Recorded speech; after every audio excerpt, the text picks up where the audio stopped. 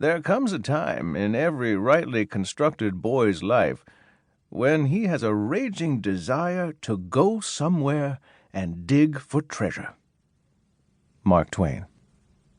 Samuel Langhorne Clemens, the man who became famous as Mark Twain, was born in a two-room house in Florida, Missouri.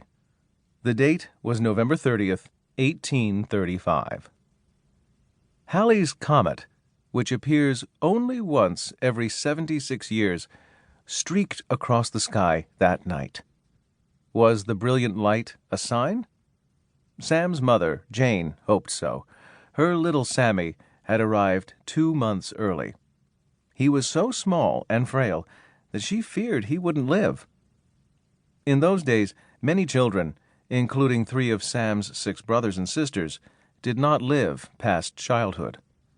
But Sam Clemens survived, and he gave his mother a good deal of trouble in the process.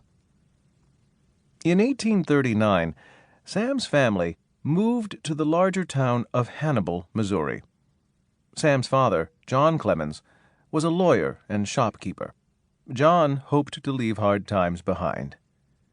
While John struggled to support the family in Hannibal, Sam struggled to pay attention in school. He attended Mrs. Hoare's log schoolhouse on Main Street.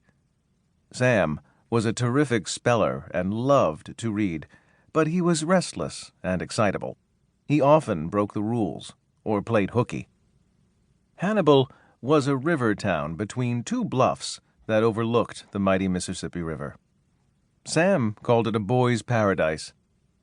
He and his friends would sneak away to an island in the river to fish, swim, and smoke corncob pipes.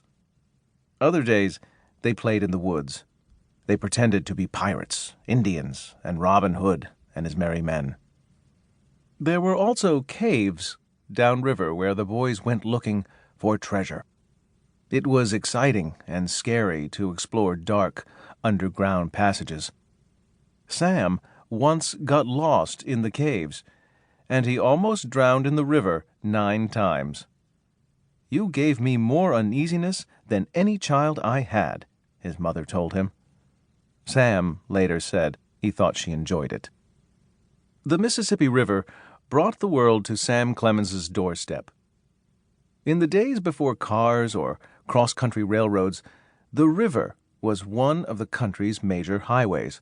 More than anything, Sam and his friends wanted to be steamboat men. The great white ships were almost as majestic as the river itself. When Sam heard the call, "Steamboat a-comin'," he and nearly everyone else in town hurried to the wharf.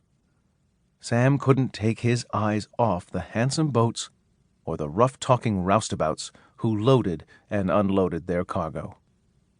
Hannibal, Missouri, was a rough place in the 1840s. Missouri had been a state since 1821. Still, it hadn't lost its frontier flavor. When Sam was 9, a shooting took place right outside his house. Another time, he came upon the body of a man who'd been murdered, and he saw a slave killed by a white overseer who simply disliked the way the slave had done a job. Slavery was part of Sam Clemens's youth.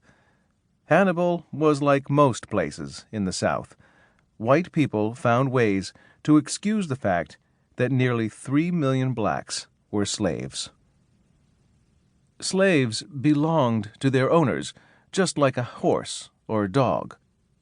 In my schoolboy days, Sam would remember, I was not aware there was anything wrong about slavery. The newspapers said nothing against it. The churches said God approved of it. When Sam's own father had the money, he bought or rented black slaves to help with house and farm work. The slaves Sam knew were also his playmates and friends. Sam spent many weeks each summer at his Uncle John Quarles's farm. There, he and his cousins spent evenings in the slave cabins. Sam especially loved listening to a man called Uncle Dan'l, who told folk tales and ghost stories by the fire's flickering light. Sam never forgot the way Uncle Dan'l told a story, the words he used, the rhythm of his speech. His voice would one day inspire Sam's own stories.